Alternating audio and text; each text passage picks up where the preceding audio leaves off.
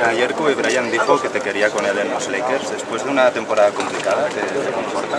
Sí.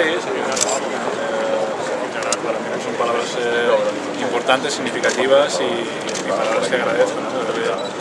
Cuando el jugador franquicia, el jugador emblemático de los Lakers, pues, dice que él seguirá en los Lakers mientras él esté en los Lakers, me da bastante confianza. ¿Y te crees que dentro de 3 años juegue en el Barça, como dijo también?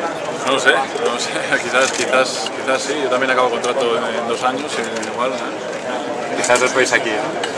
Temporada larga, partidos ahora en el torneo olímpico cada 2 días, importante físicamente el equipo, aparte de los problemas de Marco, el golpe de Sergio, bien físicamente. Bueno, tenemos varios tocados y bueno, esperemos que después del partido de mañana tengamos un descanso más, de viaje y hasta el 29 que es el momento de empezar y vayamos de menos a más en el campeonato.